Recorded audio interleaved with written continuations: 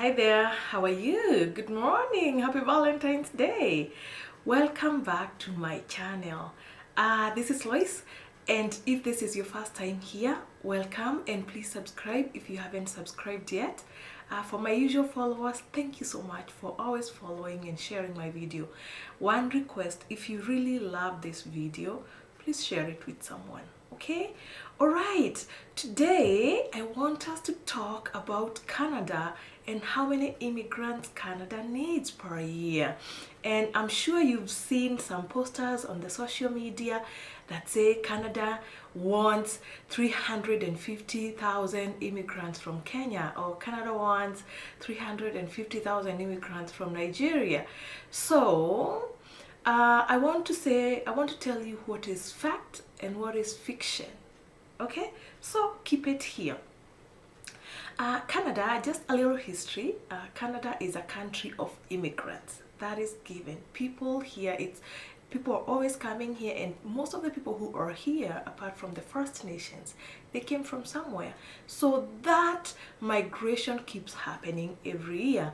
Therefore, Canada has been among a few countries that welcome immigrants, and Canada is the most generous in accepting newcomers to this country. We've said that Canada is such a big country. It's actually the second largest country in the world after Russia, and the size of Canada is 9.985 million square kilometers. Then the population is only about 37.59 million. That is according to Statistics Canada. So you can see there's a big disparity between the landmass and the population. That being said, immigration, so when you see that thing that says Canada wants 350,000 immigrants per year, that is correct. Yes, it is correct. What is not correct is the one that specifies from which country. So I know I saw one that was saying that the Canadian Prime Minister Justin Trudeau spoke with the Kenyan president to get him 350,000 immigrants. That's a big lie, but it's true, it's fact. Canada needs about 350,000 immigrants per year. And I'll give you a little history on the number of immigrants, because Canada did not just start taking immigrants. It's been taking immigrants for a long time. About 2015 to 2017, Canada was taking about 250,000 immigrants per year. But now that has risen, and they were expecting that between 2019 and 2021, so those 3 years, 2019, 2020 and 2021, they are expecting that Canada will have accepted about 1 million immigrants, and that would be 330,000 immigrants in 2019 and 340,000 immigrants in 2020, and about 350,000 immigrants by next year. So I think that is good news. So what does that mean? There's also a lot of misinformation. People think that Canada only brings refugees. But I want to give you some statistics here also from Statistics Canada. These are statistics that have been collected around Canada, so I didn't make up these numbers, and they are not accurate, but it's an estimation that says out of this number, so we're talking maybe of 330, out of this number, 190,000 immigrants come through the economic classes of immigration. And when I say economic classes of immigration, I mean people who come here through federal skilled trades, federal skilled workers, the provincial nominations, all the pilot programs. Those bring about 190,000 immigrants per year. See, you could be one of them. And then it's closely followed by the family class that brings about 90,000 immigrants in a year. And the family class, as we've said, these are people who've been sponsored by their children, by their families, by their spouses, by parents.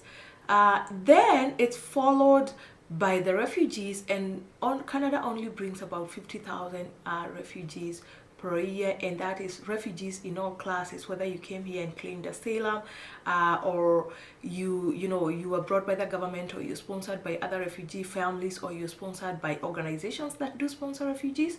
That is the number that comes through refugees. So you can see that the need for this growth has been necessitated by the need to find workers to meet the financial strains caused by the aging population. Because I know, again, people are asking, but why? Why does Canada then need this many people? It's because in the next 10 years, it's expected that the number of old people is going to grow to 1 in 4 people. Yes, and the problem there comes is, it's not the problem that people are aging. The main problem is that there's low birth rate. There's about a birth rate of about 1.6 per home, which is way below the population replacement level of 2.1 that is recommended. So you find that in most homes here, usually people maybe have one child, or they're just a couple with pets. There are a few people who have 2-3 children, but those are way in between. They're far in between. The average in most homes is 2.5, and you can see that. So that coupled with the aging generation and the low birth rate, so there's that lack of replacement of workers.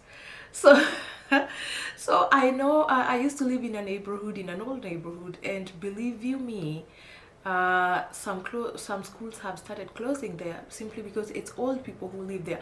Not old people, it's an aging generation that lives there, and they don't have enough young people, and even those ones who are there, they're not reproducing enough to sustain the schools. So some of the schools do get shut here in older neighborhoods, simply because they cannot sustain. I know my son was in one of those classes whereby the class doesn't have enough students, and they had to be combined, so there would be like grade 4, 5, and a teacher would teach maybe 6 kids who are in grade 4, and another 10 kids who are in grade 5, because of course they don't want big class sizes, but then again they also do not have enough students per class. So that is just that is the reason, the main reason why Canada is needing a lot of immigrants. The aging population combined with the low birth rate means that Canada now must admit prime immigrants to live here permanently. Yes, without this, the natural population growth rate will not be enough to sustain the economic growth and welfare of this country. And therefore, you find that when they advertise, I have told people time and before, Canada has a lot of immigration classes. It's unfortunate that people think it's only maybe the express entry.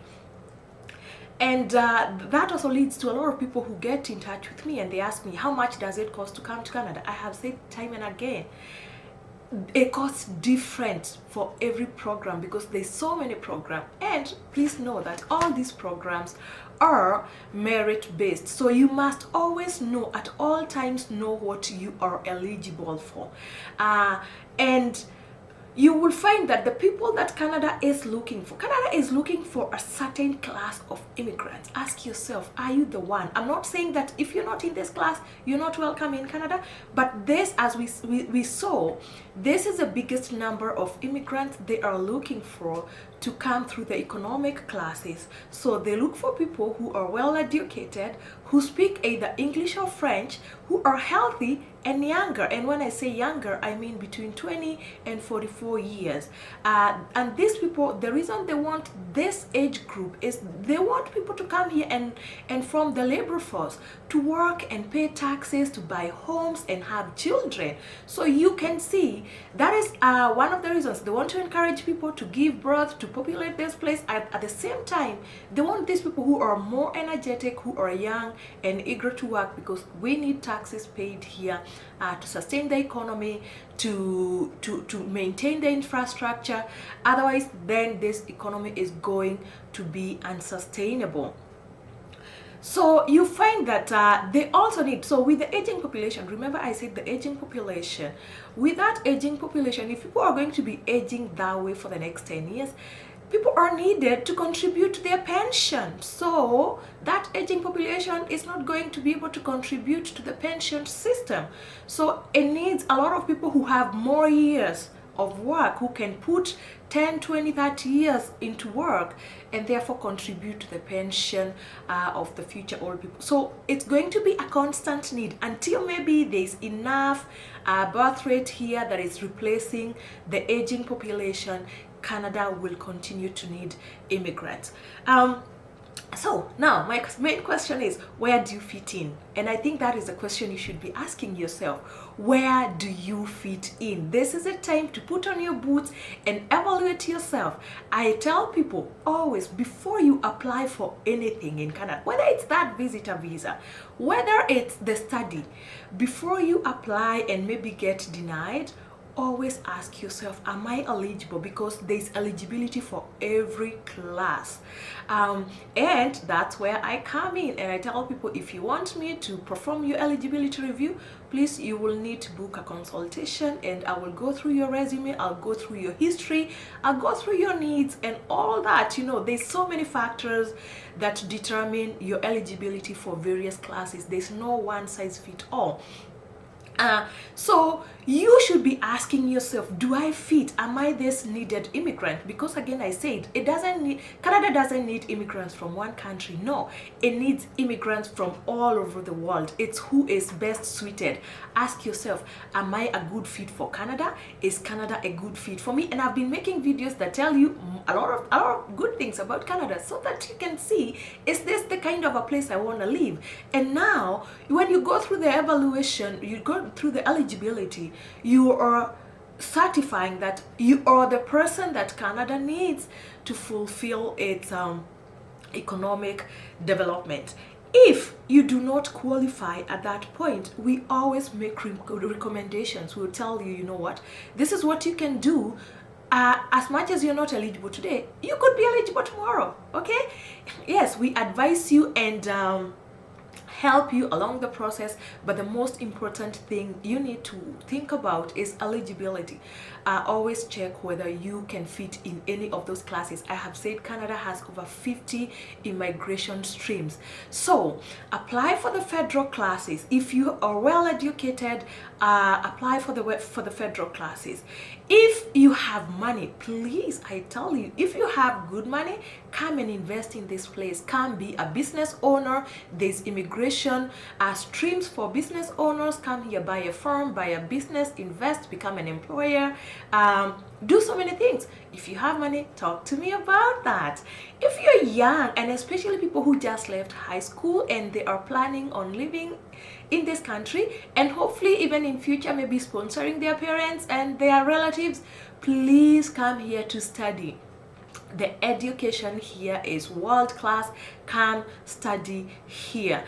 You know what? Marry Canadians. Come on, marry Canadians. I know Kenyans are good people, so marry Canadians and come here under the family class. Also, come visit this country. This country is so beautiful. You know, you should always plan to visit at least one place where you've not visited. You know, while I say if you're capable. So please, this is one place you need to come and see. You need to come see the Rocky Mountains.